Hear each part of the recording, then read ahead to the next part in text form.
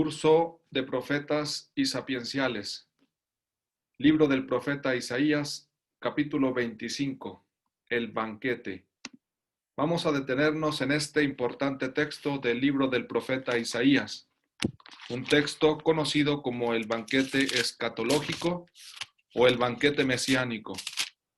Leemos en nuestra Sagrada Escritura, en el versículo 6 de este capítulo: El Señor Todopoderoso ofrece a todos los pueblos en este monte un banquete de manjares suculentos, un banquete de vinos añejados, manjares deliciosos, vinos generosos.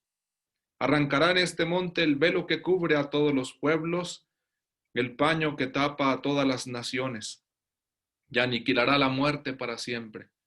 El Señor enjugará las lágrimas de todos los rostros y alejará de la tierra entera la humillación de su pueblo. Lo ha dicho el Señor. Aquel día se dirá: aquí está nuestro Dios, de quien esperábamos que nos salvara. En este texto destaca la mención y la celebración de un banquete. ¿Dónde encontramos un banquete en la Sagrada Escritura? ¿Cuáles son los momentos más importantes para celebrar y para tener una comida de este calibre? Aparece la palabra banquete en Génesis 19, versículo 3, en el contexto de la llegada de dos ángeles a Sodoma. Dice el texto, la narración, que llegaron dos ángeles a Sodoma por la tarde. Lot, que estaba sentado a la puerta de la ciudad, al verlos se levantó a recibirlos y se postró rostro en tierra, y dijo: Señores míos, les ruego que pasen a hospedarse a la casa de este servidor. Lávense los pies y por la mañana seguirán su camino.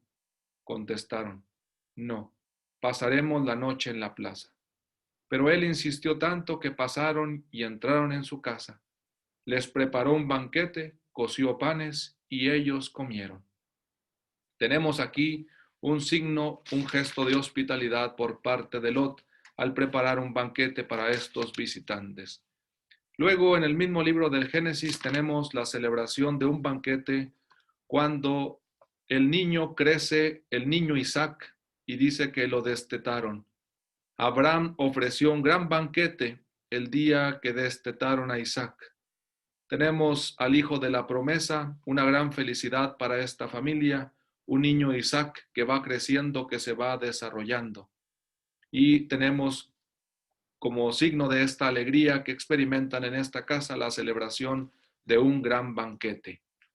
Luego en 26:30 también del libro del Génesis tenemos un banquete que manifiesta un pacto, un compromiso entre las personas que comen en comunión o que comen juntas. Dice en el versículo 28 del capítulo 26, hemos comprobado que el Señor está contigo y pensamos que entre tú y nosotros debe haber un acuerdo, por eso queremos hacer una alianza contigo.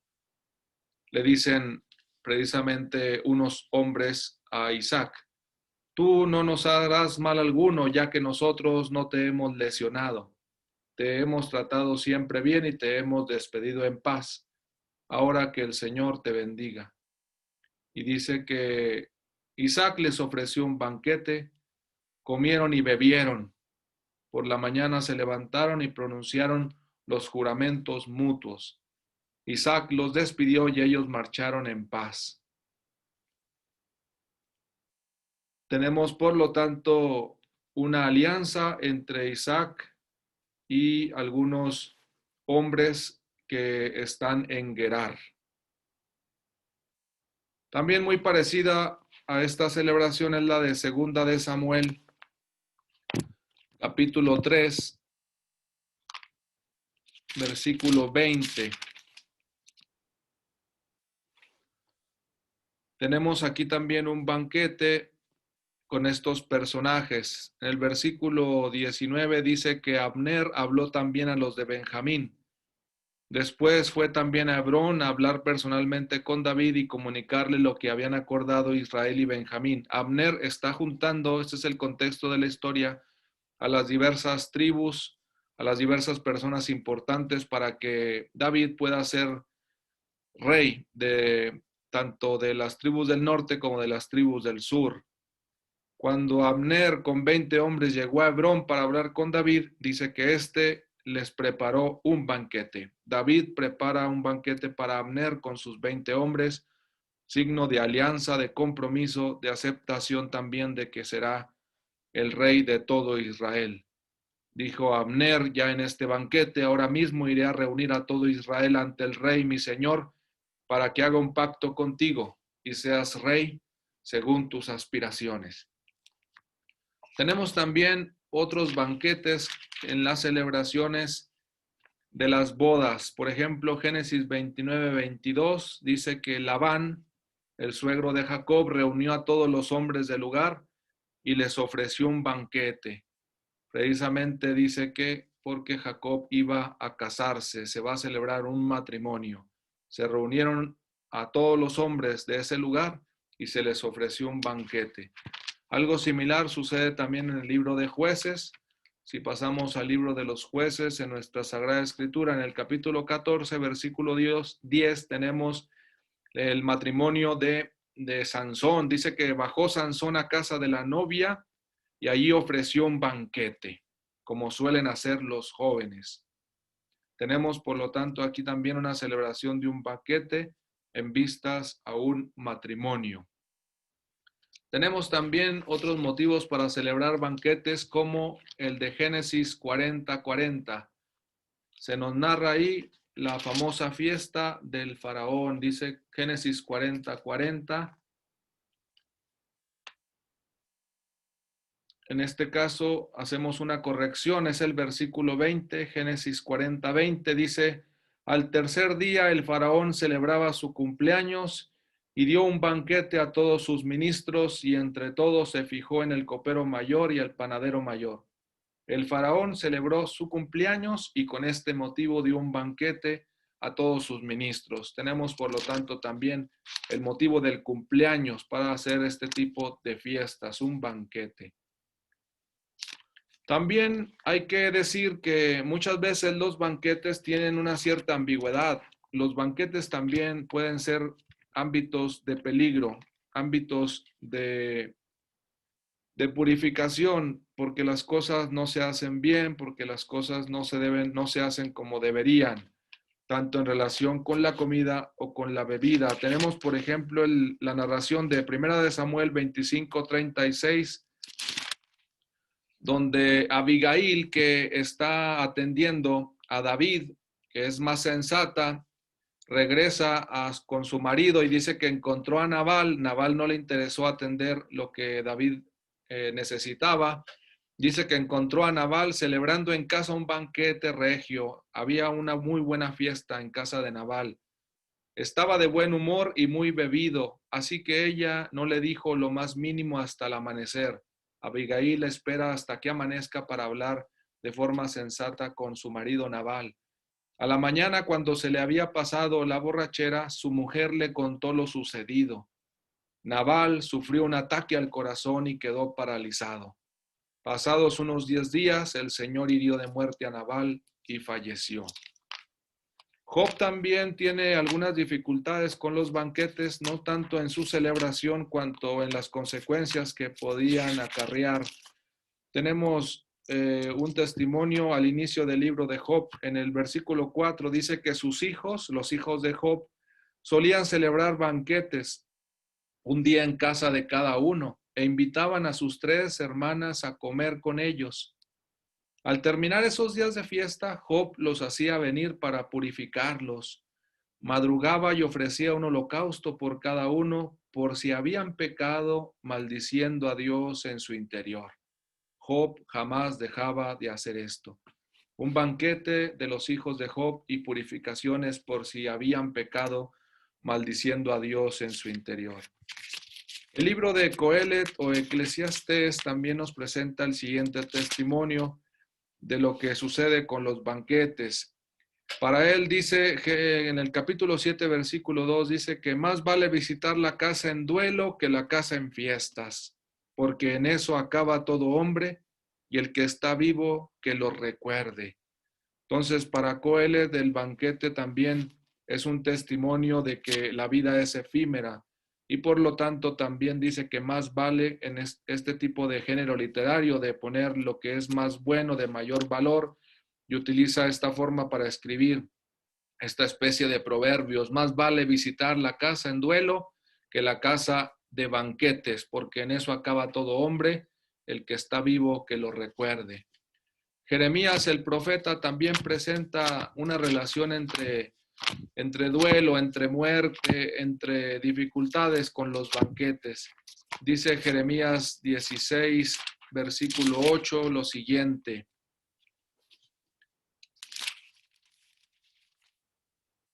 no entres en la casa donde se celebra un banquete para comer y beber con los comensales, porque así dice el Señor Todopoderoso, Dios de Israel: yo haré desaparecer de este lugar en sus propios días ante ustedes la voz alegre, la voz gozosa, la voz del novio, la voz de la novia. Tenemos aquí también que el banquete es signo de alegría, pero en el caso del profeta Jeremías aparece también como una amenaza, porque efectivamente no todo sucederá así como aparecen los banquetes, sino que vendrá el exilio para Israel, el destierro, y entonces habrá duelo y muerte.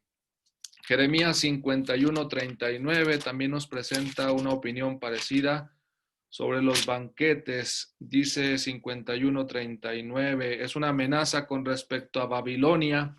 Babilonia precisamente, que era el imperio enemigo de Israel, de Judá, sobre todo en el caso del reino del sur.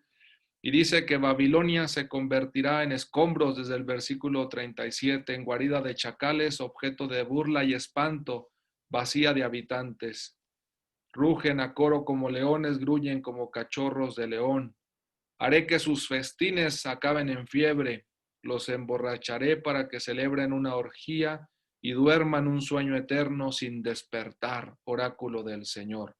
Los haré bajar al matadero como corderos o carneros o chivos. En este caso es un oráculo de amenaza contra Babilonia, que había destruido al reino de Judá y lo había exiliado. Isaías 5:12, si nos acercamos ya al profeta que estamos estudiando, también presenta una visión hasta cierto punto negativa del banquete en el capítulo 5, versículo 12, y contrapuesta totalmente a lo que encontramos en el capítulo 25 que estamos estudiando. En el capítulo 5, versículo 12, dice que han sido infieles, el pueblo ha sido infiel al Señor, y por lo tanto también hay una especie de castigo. Renegaron del Señor diciendo: no es Él, no nos pasará nada, no veremos espada ni hambre. Sus profetas son viento, no tienen palabras del Señor. Por eso así dice el Señor Dios Todopoderoso: por haber hablado así, así les sucederá. Haré que mi palabra sea fuego en su boca, que consumirá a este pueblo como leña. Israel, yo voy a conducir contra ustedes un pueblo remoto, oráculo del Señor, un pueblo invencible, un pueblo antiquísimo, un pueblo de lengua incomprensible. Aparece también una amenaza por parte del profeta. Vamos a ver el texto, precisamente Isaías 5:12, y encontramos que dice: ay de los que madrugan en busca de licores y hasta el crepúsculo los enciende el vino.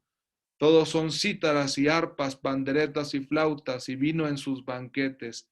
Y no atienden a la actividad de Dios, ni se fijan en la obra de su mano. El profeta critica a los banquetes porque son una distracción para no atender a la actividad de Dios. No se fijan en la obra de su mano.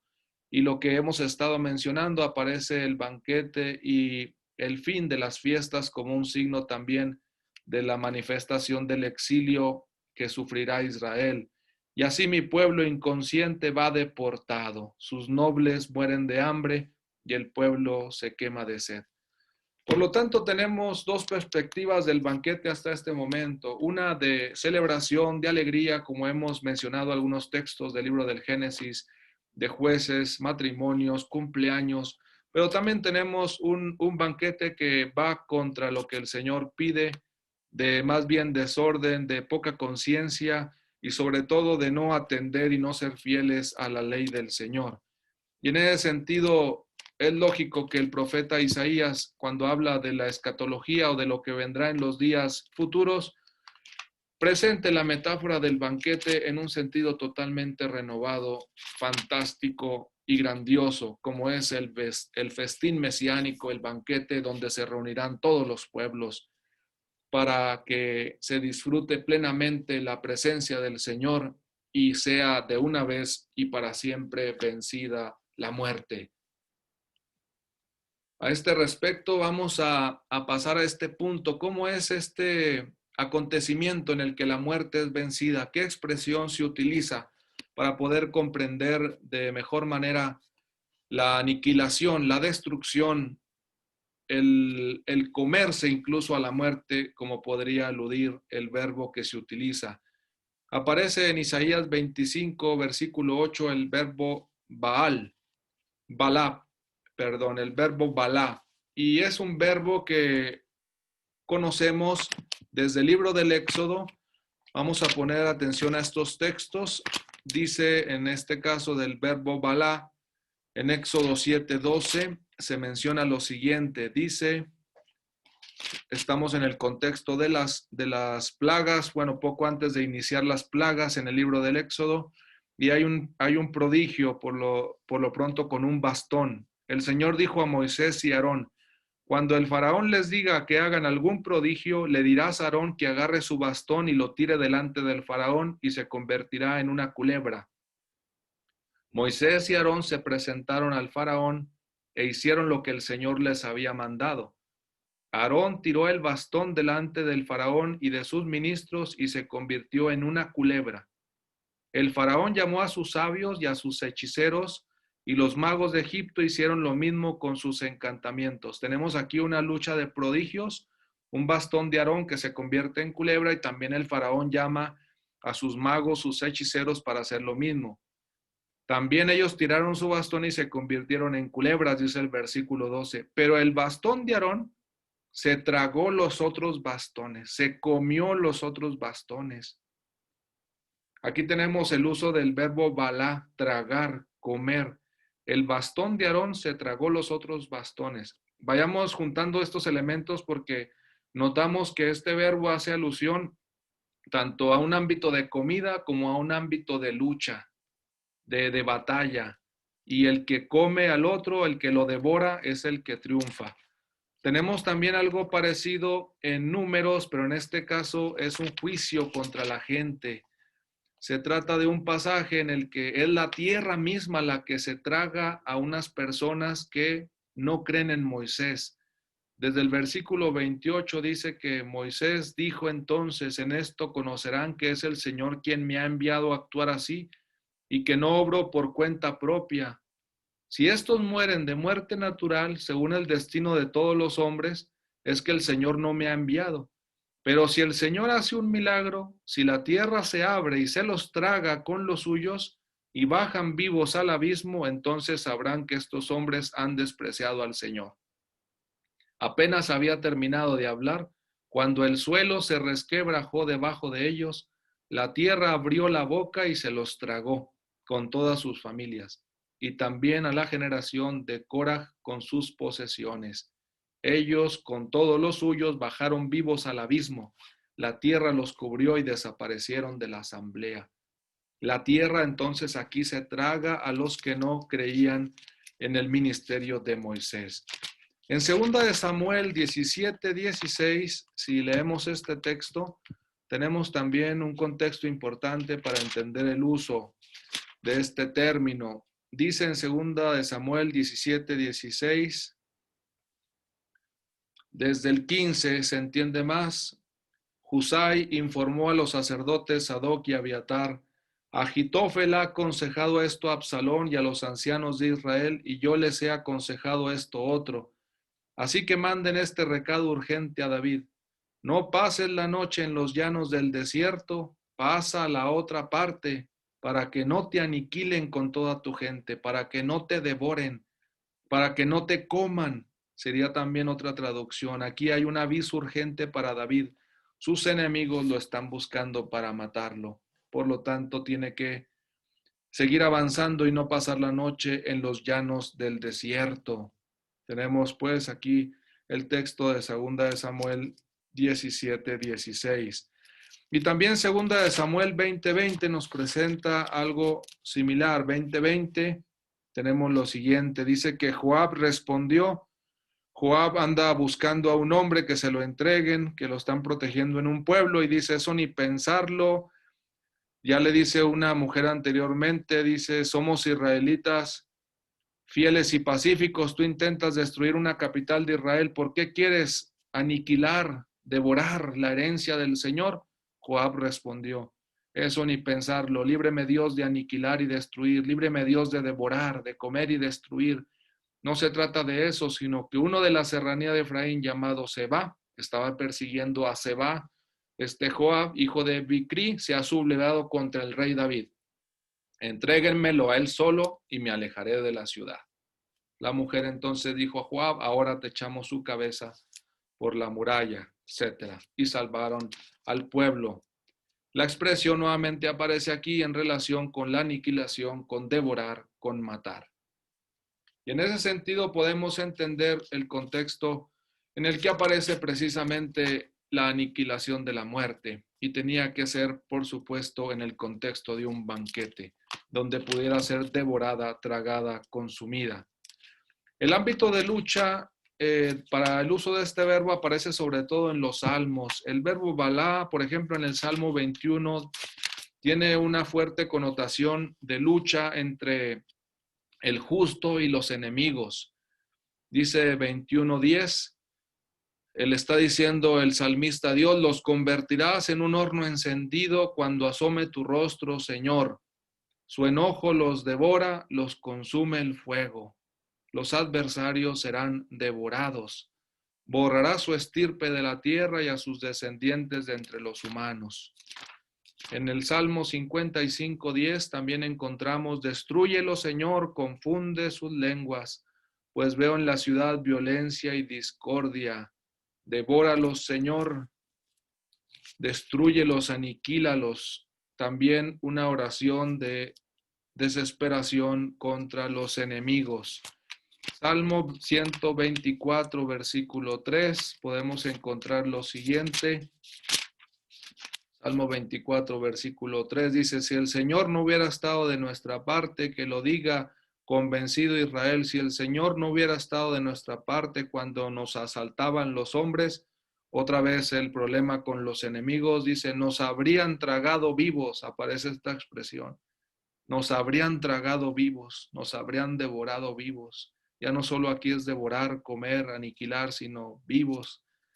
Ardiendo en cólera contra nosotros, nos habrían arrollado las aguas, el torrente nos habría anegado, nos habrían anegado las aguas ondeantes. Contexto de desesperación, de lucha. Y por supuesto también en el libro de las Lamentaciones, el capítulo 2 está lleno de alusiones a este verbo balá, devorar, comer, aniquilar. En 2:2 el Señor destruyó sin compasión todas las moradas de Jacob. En el versículo 5, el Señor se portó como enemigo, devorando a Israel. Versículo 8, el Señor determinó arrasar las murallas de Sión, tomó las medidas y no retiró la mano que derribaba. Es una lamentación de lo sucedido en el exilio y también atribuyendo al Señor todas estas obras. Versículo 16, todos tus enemigos se burlaron de ti a carcajadas de la ciudad más hermosa de Jerusalén. Silbaron y rechinaron los dientes diciendo, la hemos arrasado. En este caso son los enemigos ahora los que son responsables de la destrucción. La hemos arrasado. Este es el día que esperábamos. Lo hemos conseguido y lo estamos viendo. Se espera destrucción. Se devora a la ciudad de Jerusalén. Contexto totalmente contrario a lo que sucede en el capítulo 25 de Isaías, donde ahora sucede que quien es devorada, que quien es aniquilada es la muerte, el enemigo por excelencia. Enseguida, además de la aniquilación de la muerte, de la devoración de la muerte en este banquete para siempre, en el sentido de ser vencida, derrotada y aniquilada, aparece otro gesto grandioso de parte del Señor: enjugar las lágrimas de todos los rostros. Hay muchas veces que aparece el llanto en la Sagrada Escritura, las lágrimas un poco menos. Sin embargo, en algunos textos donde se hacen presentes explícitamente, podemos destacar unas lágrimas en el contexto de la enfermedad. Segunda de Reyes, el segundo libro de los Reyes, capítulo 20, la enfermedad de Ezequías, podemos leer lo siguiente. Dice así: entonces Ezequías volvió la cara a la pared, oró al Señor: Señor, recuerda que he cambiado en tu presencia con corazón sincero e íntegro, y que he hecho lo que te agrada. Y lloró con largo llanto, dice el texto. Pero no había salido Isaías del patio central cuando recibió esta palabra del Señor: vuelve a decirle a Ezequías, jefe de mi pueblo: así dice el Señor, Dios de tu padre David: he escuchado tu oración, he visto tus lágrimas.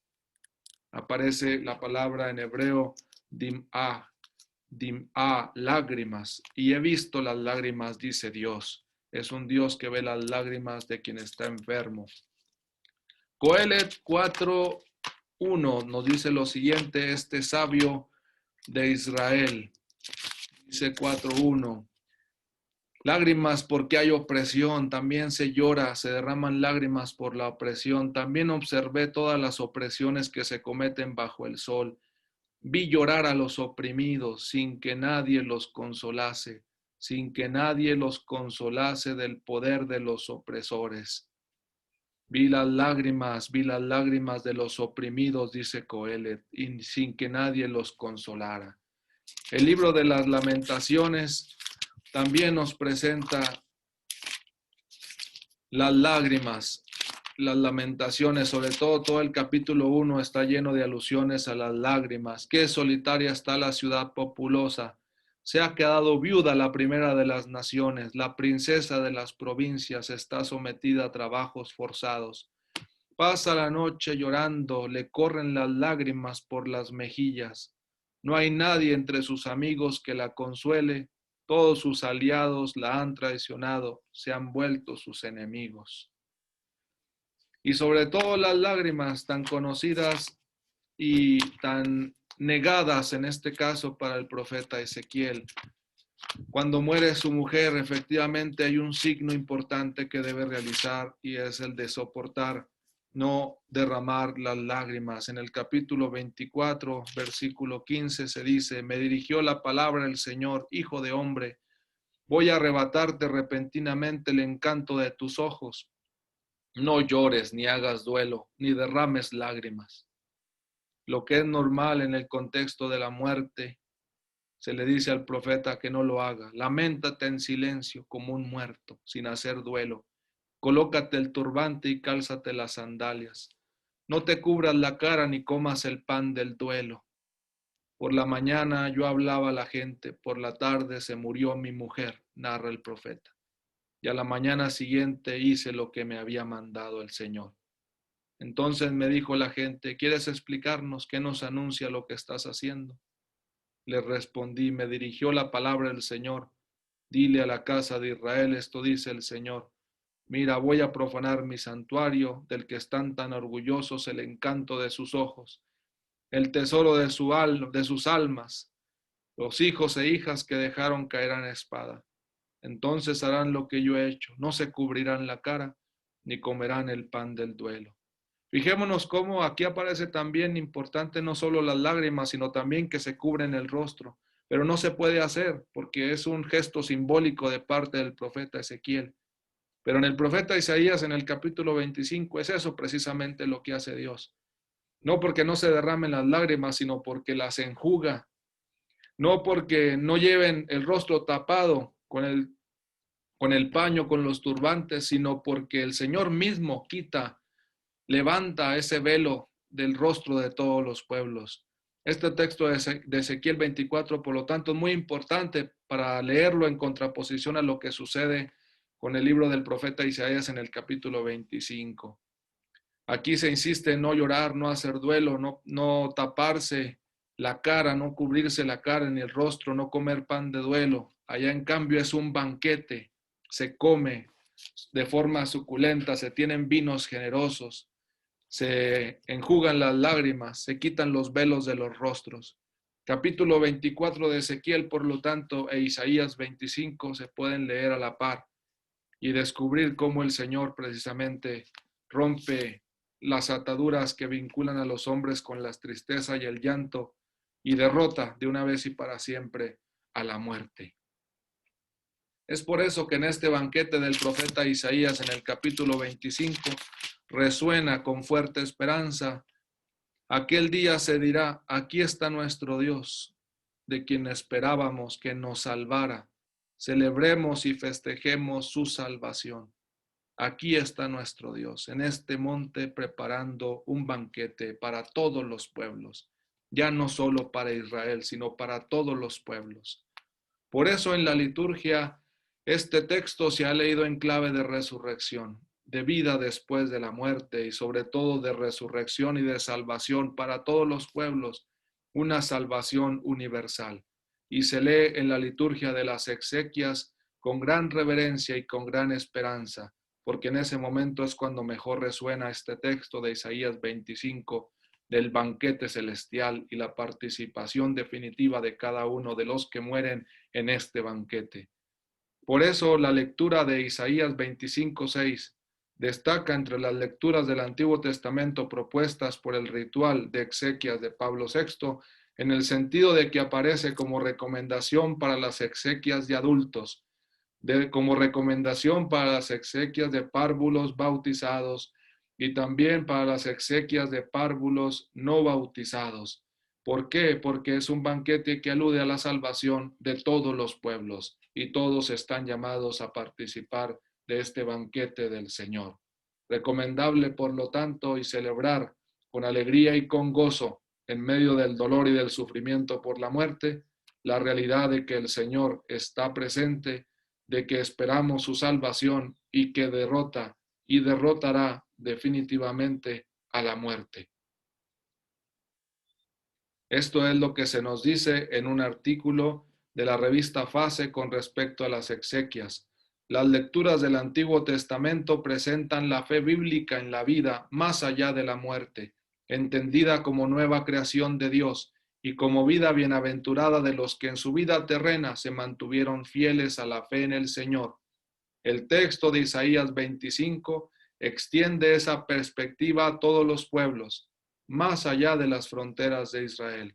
Al mismo tiempo, enseñan a esperar la muerte con confianza en Dios.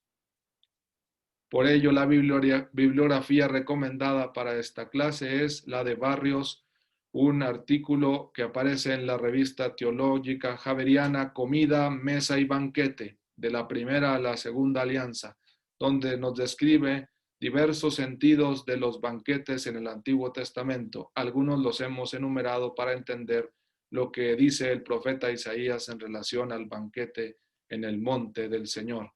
Y también recomendamos la lectura del artículo de Jordi Latorre, en la revista Fase del 2013, El leccionario del ritual de exequias de Pablo VI.